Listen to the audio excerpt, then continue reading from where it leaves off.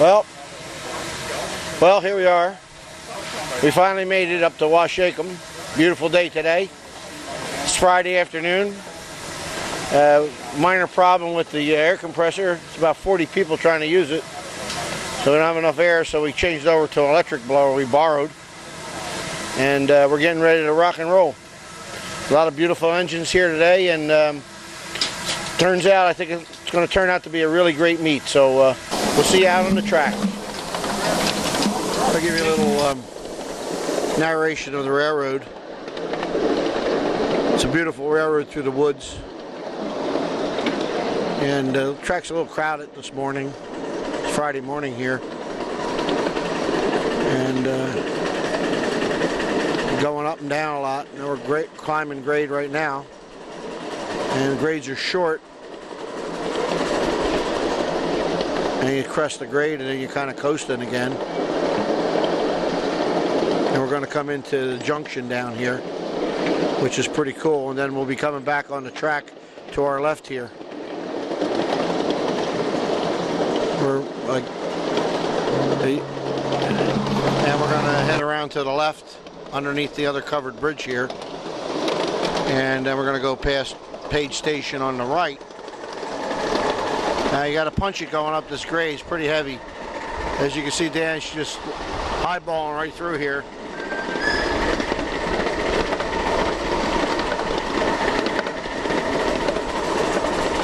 Got this huge rock here coming up on the right. I mean, the stirrups, just clear it.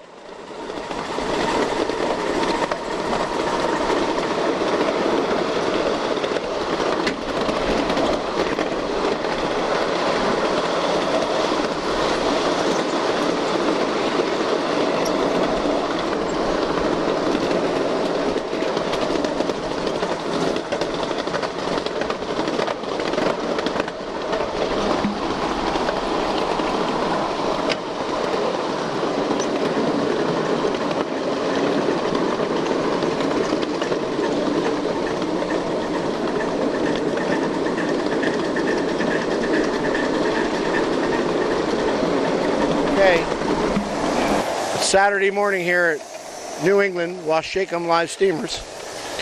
And believe it or not, 45 years, this is going to be my first trip on a Highline. Dan, my son, just took a ride and he said it was awesome. And John Summers here is going to give me a ride on this little Magic Tracks. And we're going to go. So we'll see you when we get back. I'll let you know what happens. This will be on the track.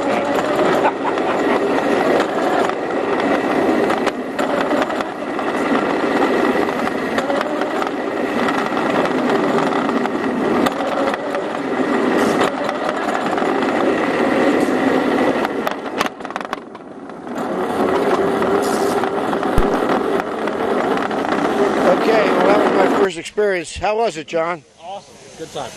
Well, how did you get over there? You were sitting over here. Believe this? Magic of television. It's a magic. Magic of television. Magic, yeah. Anyway, that was my first experience. This is absolutely great.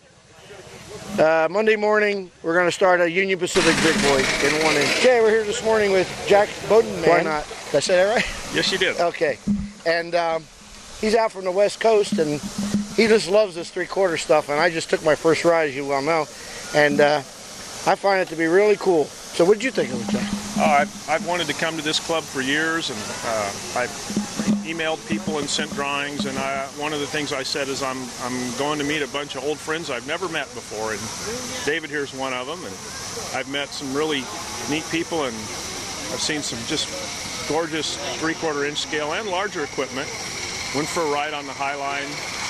This is, like I said, this is one of the places I've wanted to come for years. Well, this is where it began. Yeah.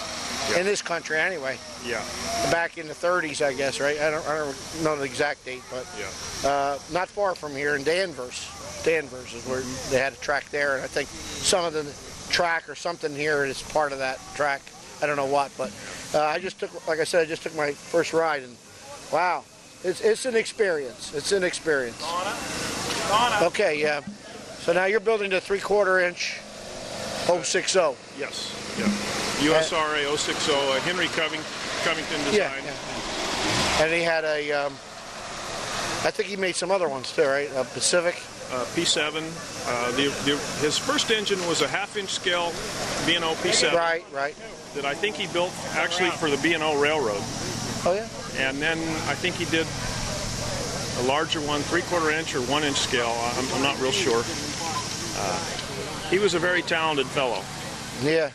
His drawings are beautiful. Well, as you and I both know, there's many talented people that a lot of people don't know about. Yeah. And we're trying to get them out, try to bring it out. I try to show pictures of other people's work. And there's a beautiful Mason bogey here that someone built. I want to get some pictures of that. And it's just a great hobby. In my opinion, and I talked to Father Jay about this, in my opinion, it's the best hobby in the world. Oh, me too. There's nothing, if you want to be in the railroad hobby, I don't think you can get any better than running behind your own train that you own. Yeah.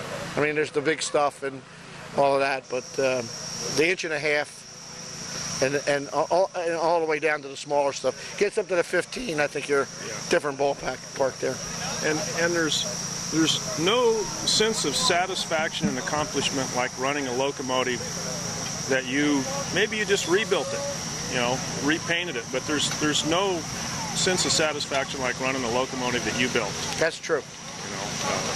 Well, thanks for talking with me, Jack. I'm really glad to meet you finally, and I figured it's going to be a long-term friendship. So yes. We'll see you later on. Maybe we'll get you on a K4. Cool. Yeah. Okay. Okay. We're here with Russ Page and Sarah back here behind us, and I had the privilege of running Sarah last year, and it was really great. And I wanted to get him on the video today.